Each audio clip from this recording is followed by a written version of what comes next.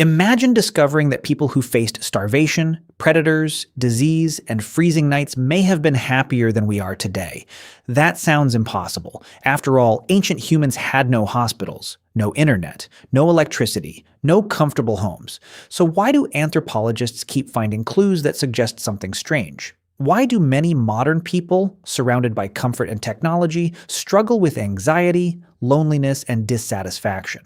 At first, the answer seems obvious. Life got easier, so happiness should have increased. But what if that's exactly where we're wrong? Because when researchers studied hunter-gatherer societies, they found something unexpected. Many spent only a few hours each day finding food. The rest, talking, laughing, playing, telling stories around fires, spending time together, and that raises a disturbing question. If survival was harder back then, why are so many people struggling now? The first clue comes from attention. Think about your average day. Notifications, emails, traffic, advertisements, messages, bad news, one thing after another. Before breakfast, your attention may have already jumped between 20 different things. Now imagine an ancient hunter. Most of his day was spent watching a forest, following animal tracks, repairing a tool, or talking with his tribe. His attention stayed focused on one thing at a time. Ours rarely does. And here's the strange part. Many people spend an entire day chasing information, yet struggle to remember what they actually did. Hours disappear. Tabs stay open. Videos keep playing. The day feels busy, but not satisfying. Why? Because being stimulated isn't the same as being engaged. Ancient humans could spend hours tracking a single animal. Today, many people struggle to focus on a single task for 10 minutes, and the more technology competes for our attention, the harder it becomes to feel satisfied. But if attention is the problem, why do people with unlimited free time often feel unhappy too? That leads to the second clue, connection. Ancient humans couldn't survive alone.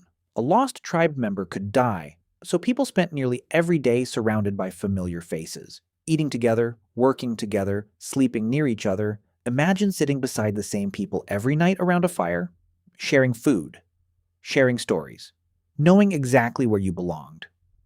Now compare that to modern life. A person can live in a building filled with hundreds of neighbors and never learn a single name. Someone can spend an entire evening scrolling through other people's lives while sitting completely alone. And here's the twist. Humans are more connected by technology than ever before. Yet loneliness keeps rising. How can a world full of communication produce so much isolation? Maybe because communication and connection are not the same thing. A message can be sent in 1 second. Trust can take years. A tribe member wasn't just someone you talked to, it was someone who would help carry you home if you were injured. Someone who would share food when hunting failed. Someone whose survival was tied to yours. And that raises another strange question. If humans evolved surrounded by close relationships, what happens when millions of people spend most of their time surrounded by strangers instead? The answer points to a third clue. Contribution. Ancient humans could see the results of their actions immediately. A hunter brings food. A builder creates shelter. A parent teaches a child. Everyone could see who helped the tribe survive. Even small actions mattered. Gathering firewood mattered. Fixing a spear mattered. Watching children mattered. People didn't have to wonder if they were useful. They could see it. Today, many people spend years doing work without ever seeing who benefits from it. You press buttons, answer emails, move numbers across screens. And often the final result remains invisible. And something surprising happens.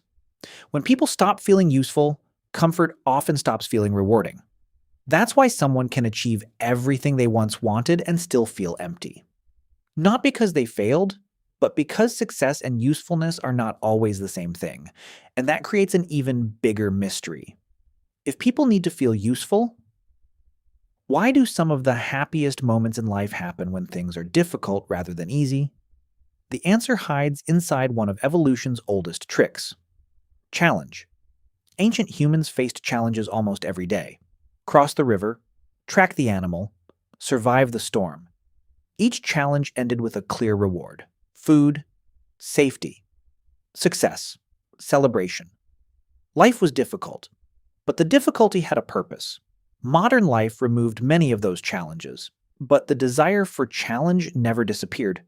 That's why people run marathons, climb mountains, learn difficult skills. Think about the feeling after overcoming something hard, not while you're struggling. After, the relief, the pride, the realization that you did something you once thought was impossible. Ancient humans experienced versions of that feeling constantly. Every successful hunt, every dangerous journey completed, every winter survived. And here's the shocking twist. The goal isn't always what makes people happy. It's the struggle to reach it. Without challenge, victories lose their meaning. Without effort, rewards become ordinary. Without obstacles, achievement feels hollow.